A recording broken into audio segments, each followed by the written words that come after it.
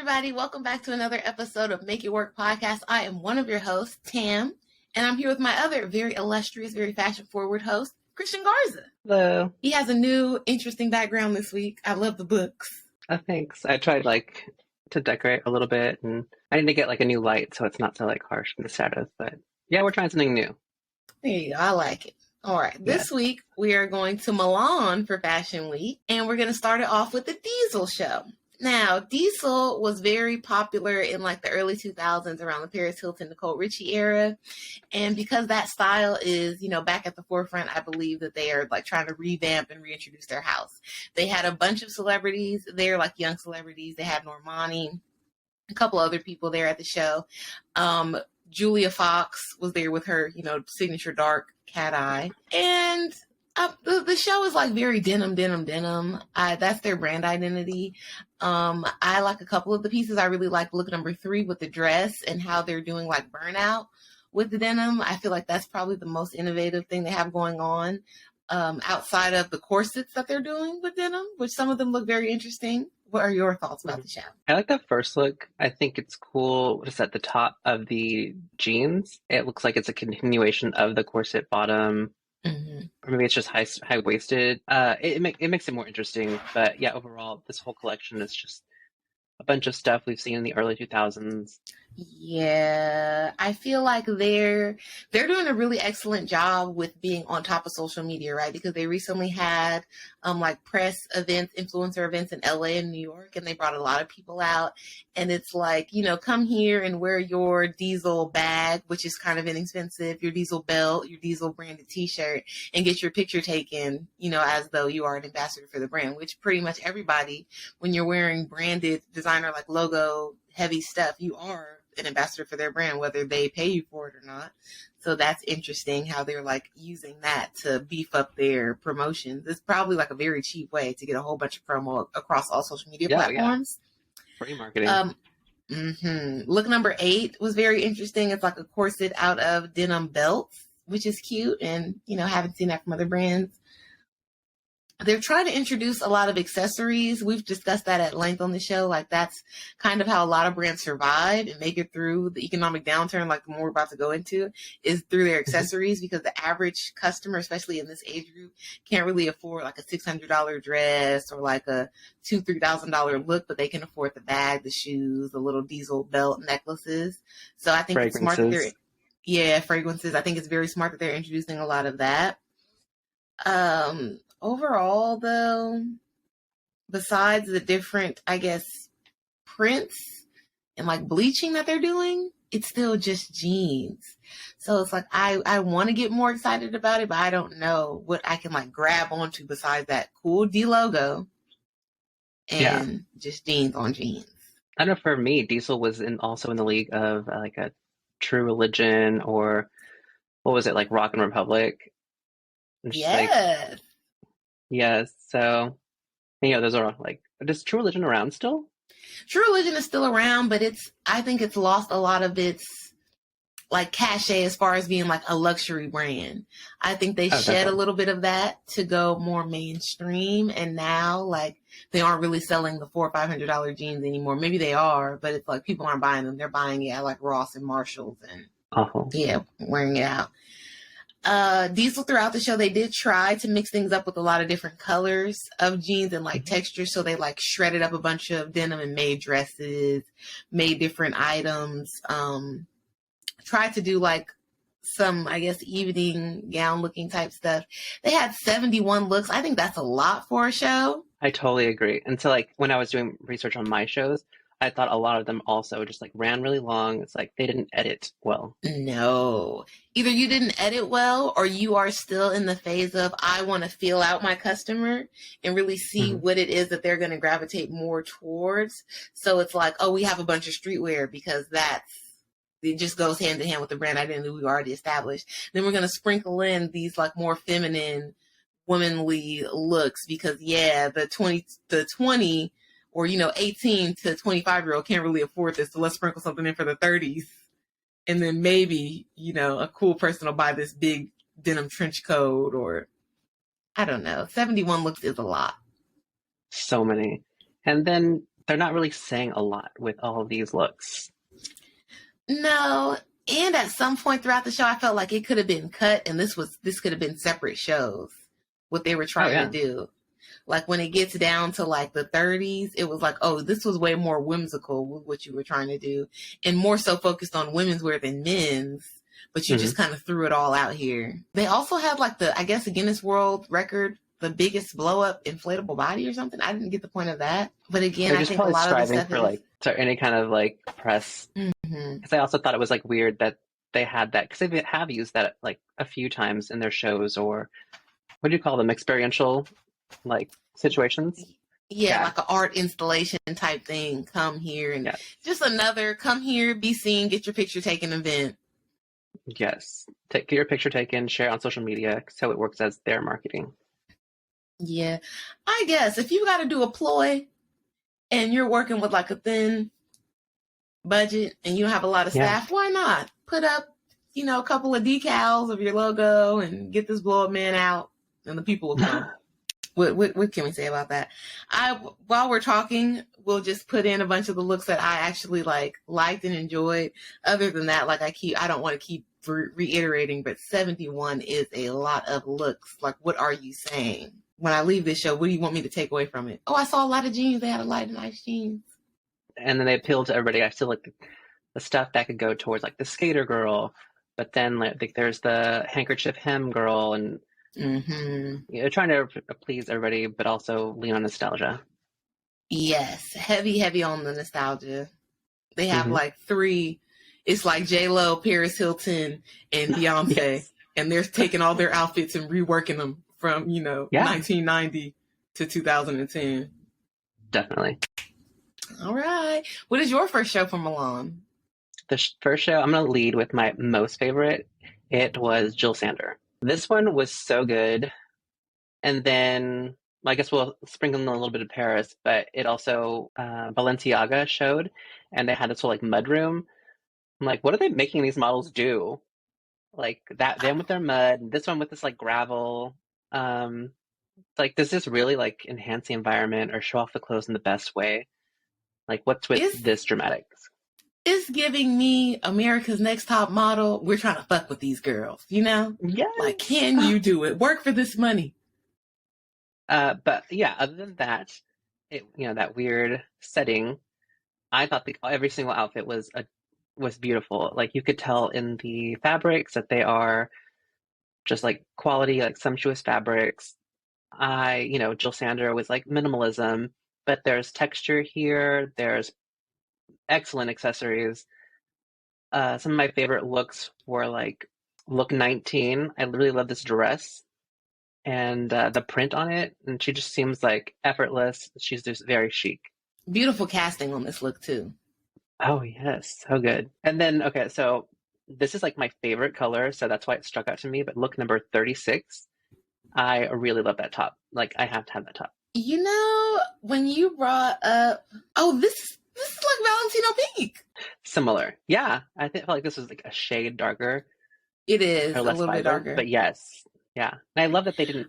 This is like the only look in that color, because otherwise, yeah, it would have just been more Valentino. And it was thinking about this look, and then you brought up location. It's kind of making me feel like people are a little bit intimidated by Jacquemus, in that he does like the most minimal, like less work that you could possibly do and put it out on the runway. But his experiences, and he's like sort of, the child of Karl Lagerfeld, he makes it a big deal with, oh, we're going to be in a lavender field. We're going to be here. We're going to be there. I think people are feeling the pressure on that. Like, God damn it, what can we do? Like, make it rain. Get some plants out here. Get some gravel. Yes.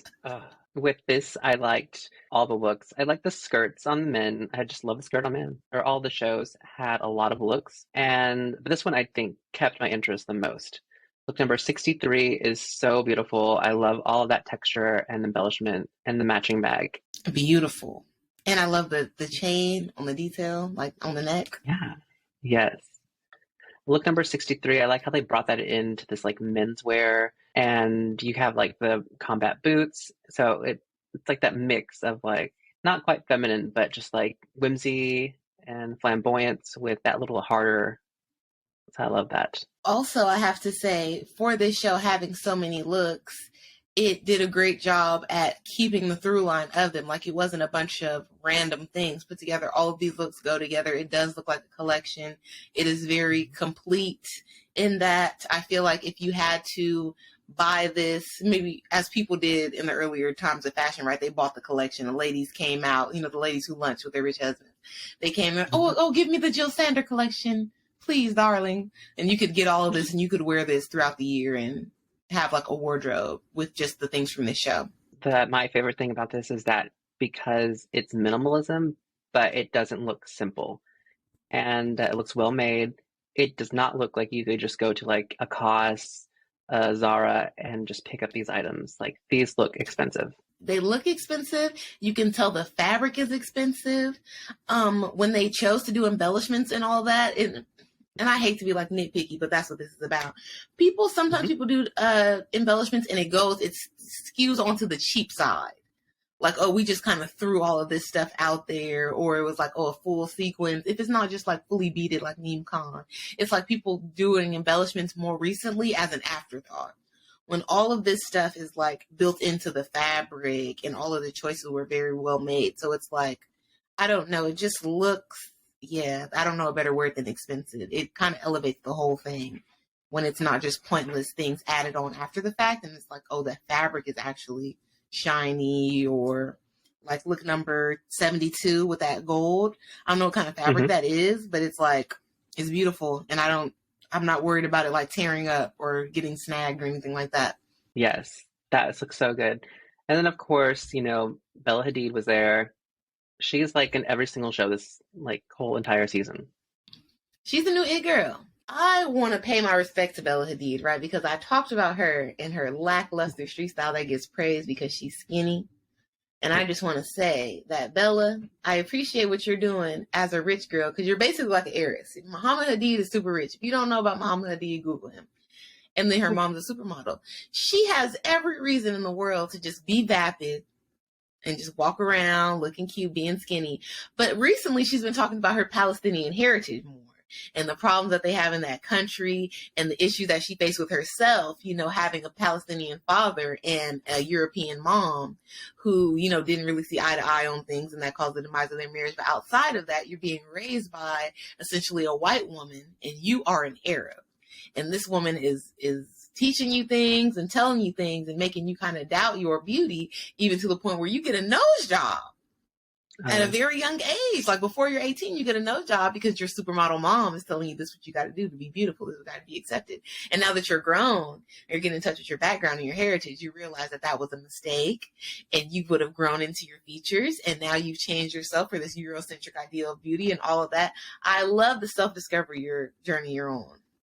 So keep on, Bella, and keep on talking about it too, because people will take it better from you than they will from a politician, than they will from an activist, some just college nerd person that gets a platform. No, people will listen to you. So keep talking about Palestine, keep talking about how they're treating people over there. If you want to talk about the Israel conflict, sprinkle that in when you can.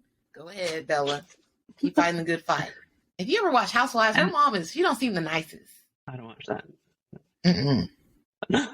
But it is nice because that she shows up for every single red carpet, and of course she always like wins it. I just remember that one with the Schiaparelli with the heart and the lungs or whatever. Yes, that was so great.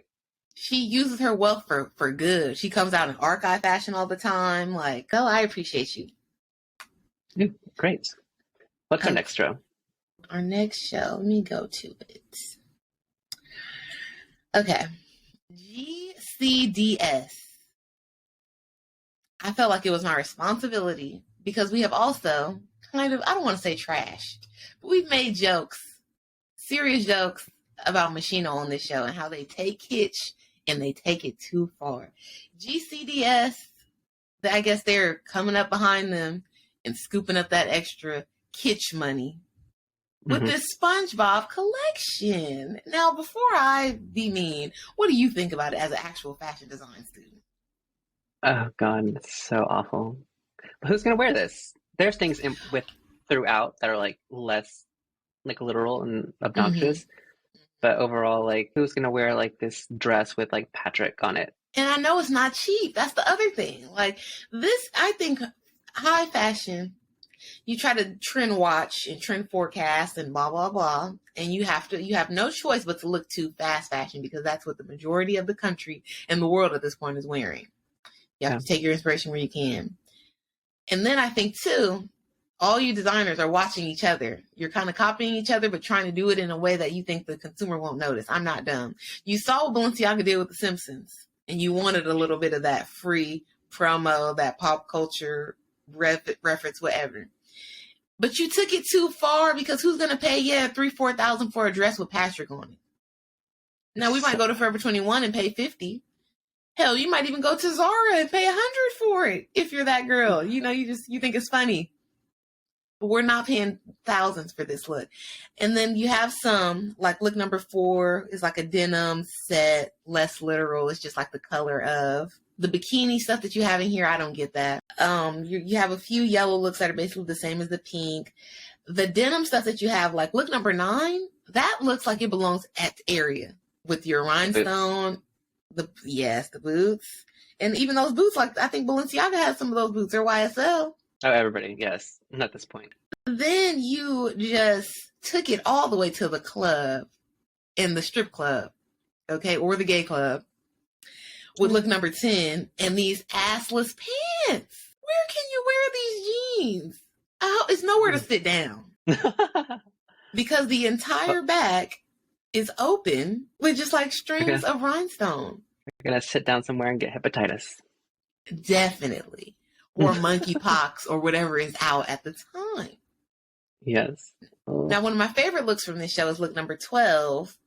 Love that they did a little plus size on the runway too. I appreciate that. But this is like Moto Mommy from Dion Lee. Dion Lee. Yes. And then we all know that at this point, everybody's had like lavish cargo pants. So buy some lavish cargo pants for next season. I really like look number 20, the color and the like fabrication of those cargo pants and the matching top. And it doesn't have like the literal SpongeBob on it. Yes, that is a very great look. And like, see, this is the difference between taking inspiration from something and doing it tastefully, like, you know, you're supposed to as a design house, and doing it like Forever 21, like H&M. You're supposed to take the inspiration from SpongeBob, the colors, under the sea, this, that. You're supposed to make cute stuff. And like look number 24, I like the idea of it if they only didn't make it so literal. Like, why couldn't they just, you know, taken it some abstract to do the embellishment on this like sequin see-through dress? But this is awful. But she looks great. She looks great.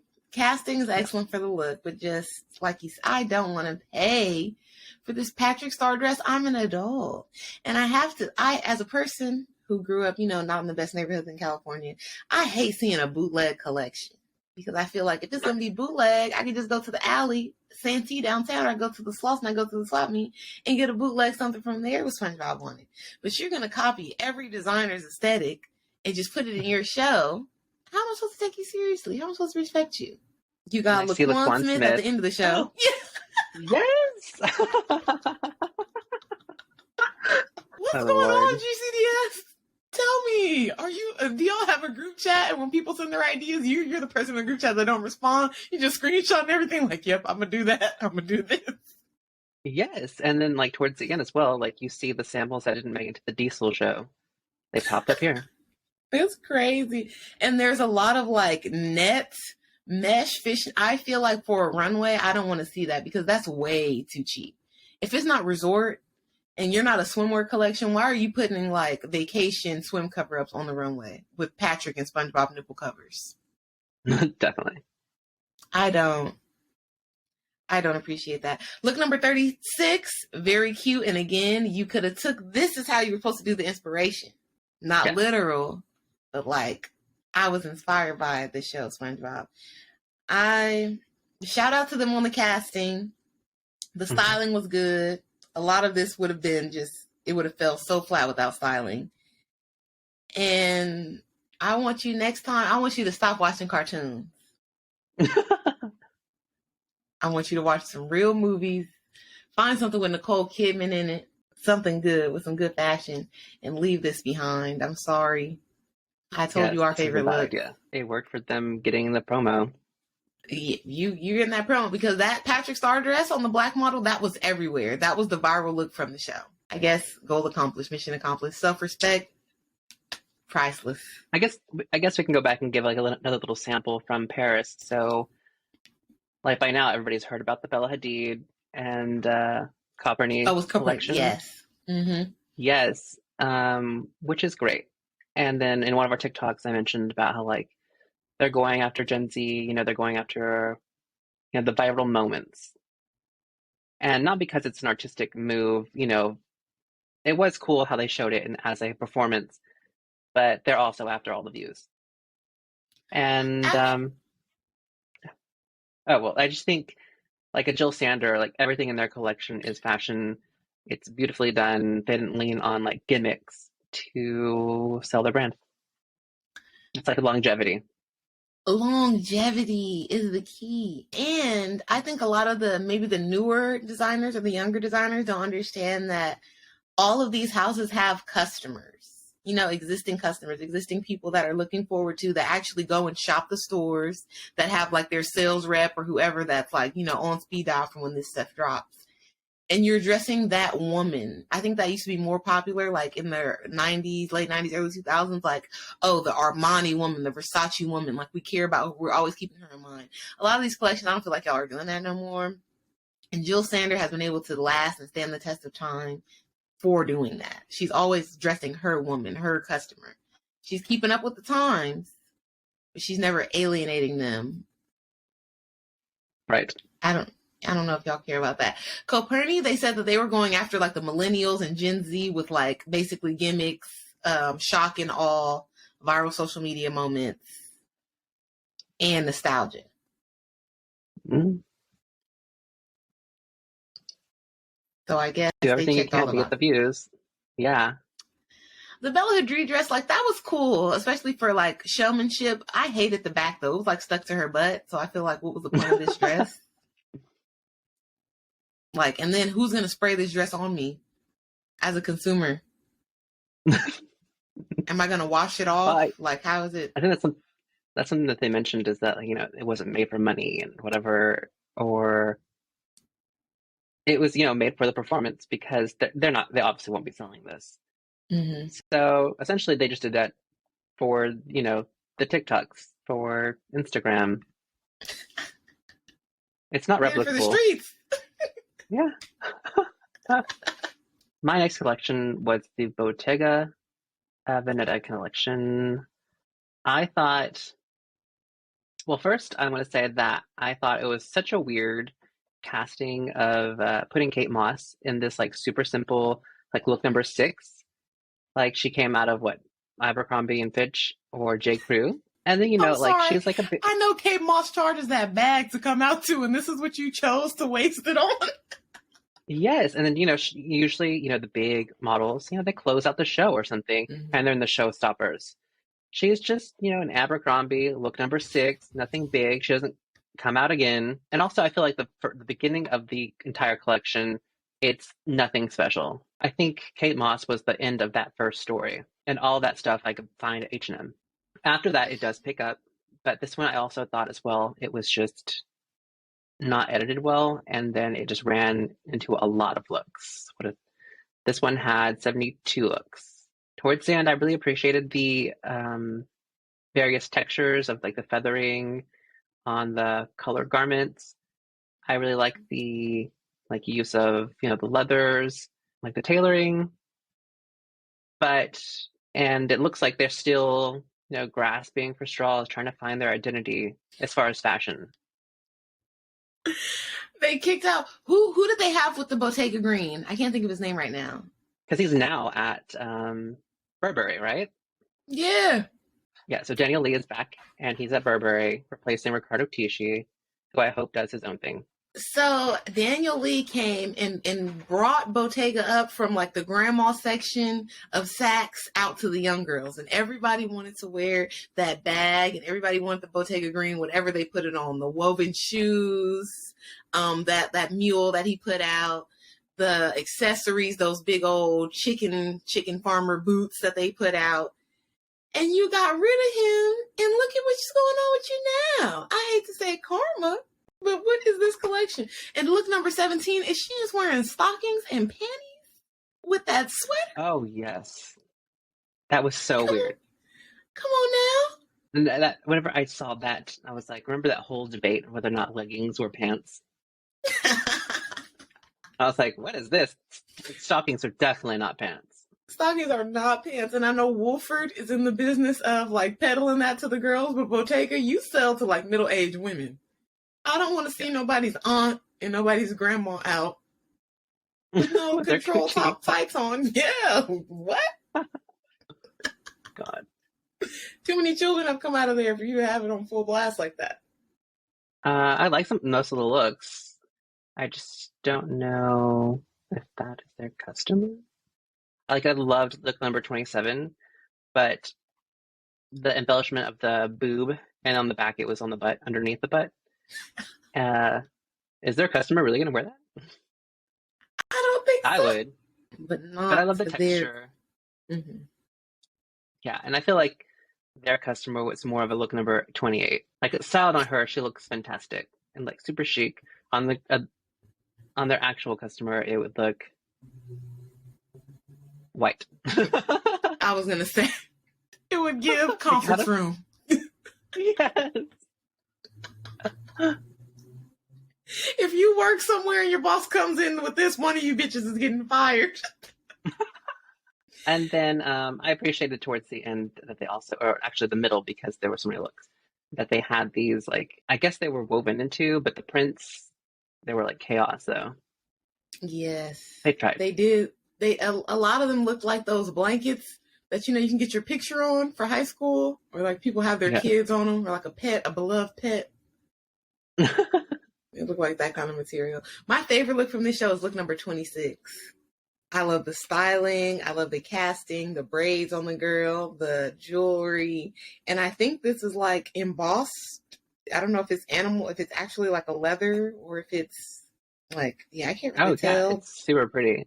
And it's nice because it's not overdone. She looks super chic. Mm-hmm. And you would have to work hard, like we're saying, their client. They would have to work hard to make this look boring. Like if you just take it as is and wear it. She even looks like a lady that's leaving work. She's got her 2 bags. She has her other shoes in there. She's about to go get on the train. I don't know. I was expecting more.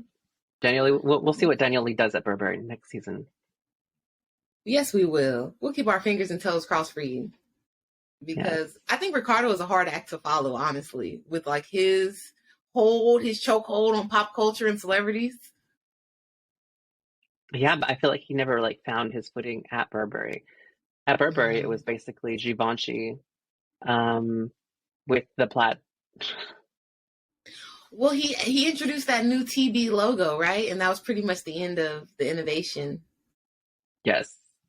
And then with his last collection, it was like he went back to his Raf Simons roots with like t-shirts, t-shirt dresses, screen printed things.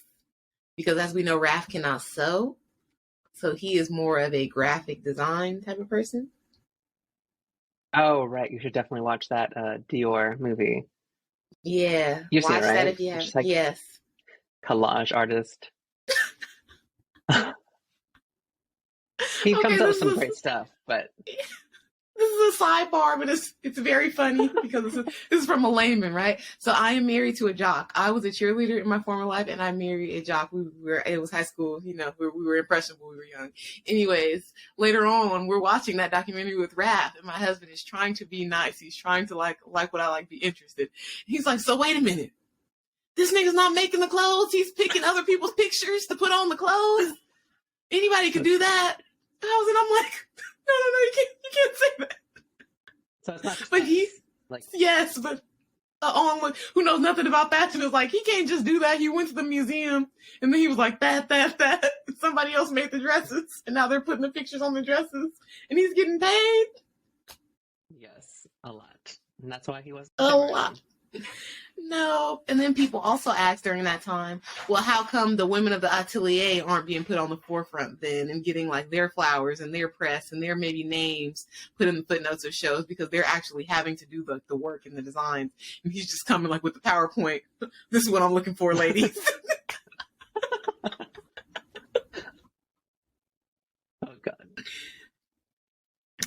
All right. What is your next show? My next show is Bally, and this is the debut show or collection for Ruji of Rude. It's a streetwear line that got very, very popular. Kendrick Lamar was the first celebrity to wear it. He made like a bandana printed t-shirt, and that catapulted the brand into the stratosphere. Now, Rude is worn by celebrities like Jay-Z. All the rich Asian boys around California have it on as well. Young rappers will have on the shorts. He has like Marlboro themed. It looks like a cigarette pack, but it says Rude. Anyways, that him making luxury streetwear, he was able to parlay himself into this role at Bally because they do a lot of leather things and stuff. So I think they wanted a little bit of fresh blood. And he's here. He is of, I believe, I don't want to get it wrong, so we're not going to say. But he is like, he's from the Philippines, or he's from another country, and his family had a hard time. Yes, he is a person of color. He is ethnic. So I also appreciate that, him being in charge of this. Manila. Okay, so it is Philippines. Yeah, see that memory. Filipino descent, and Filipino people, at least in California, they have a history of being very, very stylish and liking brands. So perfect alignment for me with Ruji. And the first look of the show, even with the model, this Audette, he killed this. I think that their customer even could appreciate this look, even if it was an older woman. This reminds me of Samantha from Sex and the City. Oh, for sure. I really love look number 9. Like the matching boots with that jacket situation. It's like metallic. So beautiful. That is good. Good. Yeah. Also, I can see a lot of Ruji's hip-hop influence through this, but he did it so tastefully and well that it doesn't like, it's not abrasive. It's not sort of as sexy as a Laquan Smith, but you can see like with look number 10 that it's still like a little bit more edgy than what we've seen in previous Bally collections. The suiting is there. So you know how like hip-hop is, you know, they have an affinity for like, you know, Tommy Hilfiger or Ralph Lauren, but it's, you know, styled differently because it's hip-hop. I feel like that, like Ralph Lauren is like peeking through here. Definitely. With, like, there's definitely. Yeah. Like 24, or like the one you were just saying, the look number 10, even I could see that with a less extreme slit being at Ralph Lauren. A lot of the suiting, Ralph Lauren. Yes. And even look number 11 with that embellished sweater. Just replace that with the RL. Definitely. So the influences are there, but they're not like stolen. Yes, and even like we're going to talk about classic Americana and Ralph Lauren and like American figures, right? Look number 30 is very Ralph Lauren, Hugh Hefner, like rich man, America in this robe with that big decal like logo. Look number 31 could have easily been a Ralph Lauren dress without the gold in the middle. Yes, I really love number 32. It's like giving Western, like current gay boy. I want to wear that look. This is very rich gay in Texas. Yes, yeah. I love it. If you watch the show Yellowstone, one of his sons will probably wear this look, you know, if they were to come out. Everybody's talking about that show. I have never seen it. I am obsessed with it. Okay. I'll start watching. I need to know the leading man's name now. Is it Kevin Costner? Yes. It is? Yeah. Look it. I have loved Kevin Costner my whole life since The Bodyguard with Houston. I'll watch anything he's in. I don't care. I want to be saved by him. I want to see him shooting people up, putting people in a chokehold, doing political schemes, whatever. Watch Yellowstone right now. Don't dress like them, but watch the show. So back to like, you know, the collection, I can really see like in the denim numbers, like it's well done, but yeah, I can definitely see like his influences. What do you think about look number 35? Oh, I don't know if I love that one. I think only because I'm like scarred by like, I just imagine, what's her name? Fox. Oh, Julia Fox. I could just imagine her on another carpet pretending like she's invited with that like large, messy, like eye wing. Dressing like a damn Who invited supervillain. her? Yes. I'm ready for her to go away. She refuses, and I'm tired of her too. I don't support it, but I respect the tenacity and just the unwillingness to go away and to leave us alone. Yes. You gotta respect it. I love look number 37. I would wear that today, right now. I was just thinking the same thing. The boots, everything. It's like Western, but it's like edgy. It's so good. The only look in this collection that I feel like maybe doesn't belong or that's way too sexy is look number 39. I agree. It's Laquan. It's Laquan, but he brought it back in with one of my favorite models ever, Joan Smalls, with look number 41. And if that's not Ralph Lauren, I don't know what is. Oh, I feel like I haven't seen her as much like lately in shows. Oh no, yeah, she's been out the game. Her, Chanel Iman, Jordan Dunn, their whole gang. Why? It's so weird. It is. And She I was don't like on know. top. Yes. I Very much remember so. the thing about her was that everybody kept saying she had the perfect proportions in her face. Remember that? Yes, she's very, very symmetrical. And she's Puerto Must be Rican. nice. Must be nice. I don't know. Those three specifically, Jordan Dunn, Joan Smalls, and Chanel Iman, they were like on the tip top, especially for the black girls. Like they all got to be in that Beyonce video as well. Yes. And it was like they just faded on out. Like Chanel became a Revolve girl and got married. Joan, I don't know, you just like, is it a money grab modeling? Like you just come, you model, you do as many shows, you do as many campaigns as you, and then you go try to get a rich husband? Who knows? Is she married? Joan isn't, no. Oh. But is it like that? Is all you just get money and you? Because another That's model that I love disappeared, Riley Montana. Riley Montana was in like a bunch of Brandon Maxwell shows. She was kind of it girl status, and now she's just gone too. But then the supers are out, and Kate Moss back like she never ever left. The next collection that I wanted to share with is the Fendi collection. I thought everything was really cool. It doesn't like fit in with the Fendi from a year ago. This is the one that I thought, a year ago they were 1970s Studio 54 campaign, but here everything's like updated. I don't know. I feel like the early 2000s, I like it for Fendi because it didn't seem so like costumey like that class collection from a year ago. It did seem very like I could see this wreck walking around in like Studio 54. This seems like current. It's of the moment with all the trends. This one also ran really long. I think that Fendi is taking a lot of influences from being introduced to the Asian market. Just a couple years ago, they had that big show at the Great Wall of China and all of that when Karl Lagerfeld was still with us. And I feel like that has impacted their brand identity a lot. The Asian market, they're rich over there. They spend a lot of money. And in this collection, I can see maybe more so than any other that influence. I'm not mad at it, but all of these clothes are very like Asian inspired. I completely forgot about that, but you're so right. Like at one moment, I saw like the back of one of them.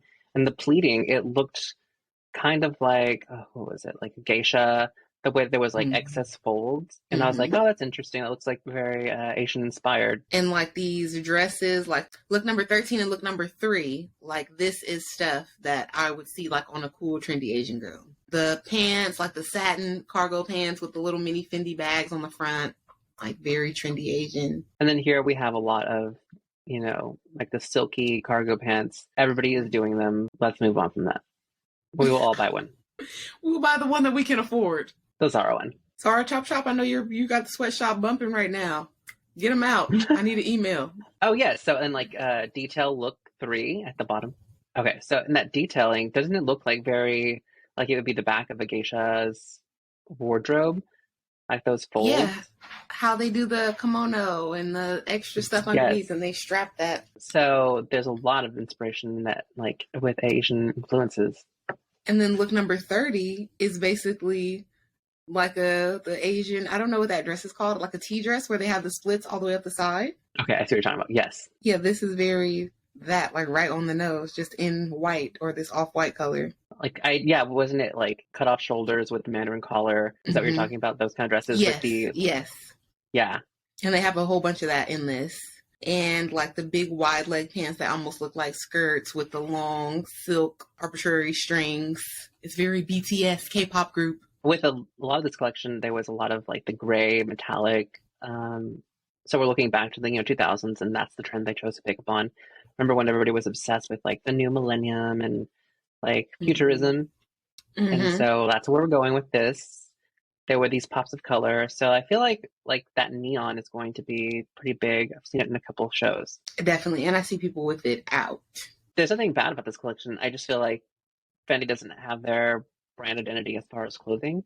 And so the accessories are always, perfect. They're really looking for who they are in clothes. I think with these clothes, this collection specifically, and I haven't seen it more so than here in like just this past year, they're trying to bring in a lot of the elements from their accessories to the clothes and trying Mhm. to, I think, trick that customer into like, oh, you can get a skirt, like maybe you can't afford the whole outfit, but you can get the bag and you get the skirt, because they match exactly. Like we have a pink satin Fendi bag and we have a pink satin Fendi skirt that also has the same little hardware as the bag on the front, and you're gonna look cute. You're gonna Instagram that. Oh, also a trend I'm seeing is that these like bulky, whether it be like calf length boots or like knee length, the bulky like soled boots are going to be big. The Spice Girl shoes are back. Oh, love it. Tell me what you What's your want, what you next really, really collection? want. My next collection is Delcor. I'm not sure if that's how you say it, but I believe that this is a new house. They recently dressed Keke Palmer for her cover of Time magazine, like in I think it's called the Next 100. That's what put the brand on my radar. And then they showed, so I was like, oh, let me watch the show. Very cool. A lot of their pieces are like kind of origami inspired. They have a lot of avant-garde stuff. Their prints, they're trying their hand with prints. I don't love this floral that they have. It's kind of messy. It's kind of like 90s grandma kitchen, but I like everything that they did with the looks. Look number 7 is one of my favorites. I love like that harness that they did, the big coat. I like the styling of it. The top and skirt could probably be worn as a separate outfit without the red elements, but it really does. Like the styling just ties it all together. It looks very cool. A lot of this I think is like red carpet clothes, very easily could be worn to movie premieres and things like that. I love look number 15 and how they incorporated a woman with her head covered. It's not quite a hijab, but it's, hijab-ish. And I don't like that, like, Muslim people are left out of fashion, because the ones I see are very fashionable. And it's not like just because they're covered up, they cannot be included. Like any suit with a head covering, boom, that's a Muslim outfit. Any long dress, like, so just putting them in the show and showcasing that, I really like that. I love that this outfit and then the bag matches exactly, even though they don't really have a lot of other like leather looks. I thought that was very cool. Look number 21, I don't love. It's like fake Fifth Element in black. I don't feel like it belongs with the other stuff. Look number 28, I think is sexy and cool, but it's just a random collection of pieces. Like I could buy that from the lingerie store and get a trench coat from online. Definitely. 29 is cool. I like the embellishment, but again, I'm not a part of the glove agenda. I'm tired of it. And at this Well, point this I one's feel like also y'all just, giving like Valentino of years ago with the yes, tulle with and the the twin cape. cape. Yeah. Mm-hmm. Um, Number look number 30 is kind of 30, crazy. crazy avant-garde. I don't know if anybody Hmm. could pull that off of any body type. You got your hips connected to your Yes. boobs. 31, I know a lot of the older shows used to close with a wedding dress, so I just feel like it doesn't fit here. And this is like an Mhm. unfinished dystopian wedding dress. And then the final look, I just don't get it. It's like macrame with lace on the bottom, like just a odd use of materials and prints. So yeah, I definitely love more so the first half of the show. After Definitely. that, it gets weird. Yeah, it gets weird. What do you I can see think? what you said about the print in Mm-hmm. look number 7 and 10. It does look like dowdy. It's like giving strawberry shortcake 1990s. But number look 12, because of that, what they did with the fabric, like the way that they bunched it, I feel like it doesn't look so bad there. It doesn't. I really liked, yeah, like the opening half, and then look number four when they did those tops with the off the shoulders with the elaborate like sleeves, and then there it's again on look number 11. I thought, those are very red carpet, like very pretty. I think overall it's Yeah. just like a good collection or like a good start. A great start to a line. You just have to learn how to keep your story. When you start, you got to keep it going. Don't go left on. Don't go femme fatale at the end when you started like Garden Party. Keep us with the same character. Now the characters can have different places they go, but we need to be one character for one fashion show. Make that a rule. One girl. Who is your next show? My last one is going to be Roberto Cavalli. I saw something online, I think it was on Twitter, about like the brooches being in, and I could definitely see that here. So many of the looks, they started out and they all had like a brooch somewhere, whether it be at the neck, the bust, at the waist. It's giving like Miami with look number 4, and it's repeated again, and look number like 13, where it's that like maybe 1950s with the shorts and like the skirt situation. I could see this like on Lucille Ball and like she's at the pool. But then I think one of my favorite dresses is look number 10. I wasn't expecting that one. I saw look number 12 walk down the runway, and she was actually having, I don't know, something was wrong, but she was like struggling in some way. And so that was concerning. Look number 11, I think, was too similar to like YSL. Yes, Other that people have done jumpsuit it that they just better. put out. Number 19, I feel like is a bit more on brand for them with, bombastic prints and animal print. I feel like you would appreciate this one because it had that like, what was it? Like Renaissance, like print all over the pants and also on the jacket. And it's repeated throughout in like 21, 22, and 24. There were notes of like the 80s with like the very large sleeves. I wish those were interpreted in a better way. Otherwise, they look kind of, it dates them. But I like the bottom half of look number 25. She's like a cheetah, ready to pounce. I think this whole collection, the new designer for Roberto Cavalli is Fausto Puglisi. I don't know how to say his name. Puglisi? Puglisi? Maybe? Yeah, he used to have his own Puglisi? line.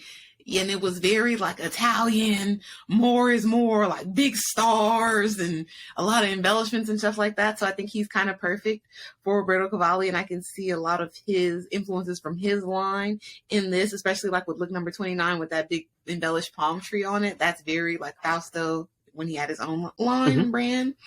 I think it starts to get weird around look 31 with that pineapple print. Like, Oh, did yes. you get this from Joann's? Like, what's going on here? So yeah, I think everything was fine up until that pineapple print. And I don't know, maybe SpongeBob was in the air for everybody, but I think that's odd. The only other like thing that I would have to say about this show that may be like a complaint or a criticism is that, like you said, the jumpsuit, and then he repeated Yes. it in another look. It's way too similar to what YSL just put out. And like every celebrity has worn that jumpsuit on social media already and out to red carpet events. So like, why would you include it in the show here? 38, 39, 40, 41 are all like his signature, that big pleating sticking out. Like he used to do that on his collections too, like origami folds with fabric and like odd placements. I wasn't in love with them. I feel like my favorite look out of this collection is number 51. Adut, yes. I don't know why Yes. I say Adut. Adut. But she looks great. She looks fantastic. Yes. And the she was in a sleeve lot works of with shows it. this season. Love to My see it. favorite look, yes, love to see it. My favorite look from this show is 44. It's a close second to, so 24 and the black dress are very like Roberto Cavalli classic. You could put that in any year of the show and it would work. The brooch on the black look is kind of odd. Like, let's just throw that palm tree on there. But those are my two favorite looks, and I think they fit the brand identity perfectly. I love his execution of them. Yes.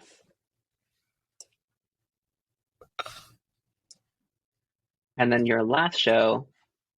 My last show is number 21. I believe that's how they want to be called.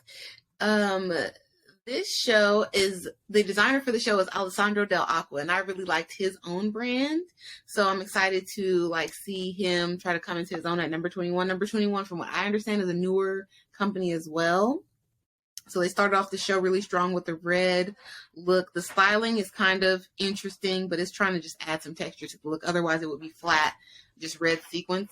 Surprising me that sequins has made such a big comeback. I think that was like big in the early 90s, 80s.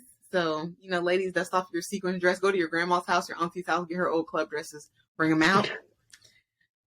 Because like full sequins looks are not cheap either. A lot of them, I think from the older ones too, are probably hand done. So if you're in a Goodwill, if you're a thrifter, now's the time for you to dust that skill off and go get all the sequins you can find. Okay, I picked this show because a lot of it was like, it was red carpet, but it was confused with office wear. And I don't want this to become a trend, so I want to talk about it with y'all. Like, do not come to work in your sequins club clothes just because it's the appropriate length or it's a cardigan. It's going to be odd. Just confused. My favorite look of this show is look number 12. That flesh tone, no, it's 14, but they use the same sequence fabric in look number 12. This flesh tone sequence is what made me pick this show to cover, and I want to know, I'm going to look straight in the camera, because does this come in black, girl? Because I would like to wear this, and I would like to see some of the other cute fashionable black girls in this. So if you have some other skin tones, go and reference Rihanna's Fenty foundation. Give us a range of this so we can all wear it and look naked and glittery like her. It looks expensive. I feel like it also looks like it's a second skin. She could just like easily just tear off her skin and reveal that she's like an alien. Yes. I love it. The rest of the show is like oddly mixed lingerie with office wear. I guess it's trying to be edgy, feminine. But a lot of it is giving me a like disheveled sex worker. Oh my gosh, I totally agree. Yeah, and it's not the best. Like there's bras and panties being worn, old school style. There's a lot going on. A lot of them look like maybe she just finished a job, wink, wink, and like she's rushing to leave, and especially because you know, like the buttons, they aren't like where they're supposed to be. So she, like she was rushing to put her clothes on and get out the door onto the next. She missed the button. She buttoned it up here. Yes, but she's working hard for that money. You know, make that money. Don't let it make you.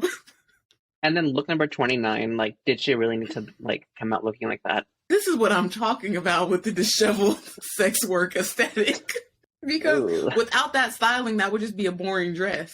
So you're compensating for your office wear, your expensive, sexy, you know, sumptuous fabric, I can tell, office wear with this. Let's show a little skin. Let's show this grandma bra that we put her in. I don't like it.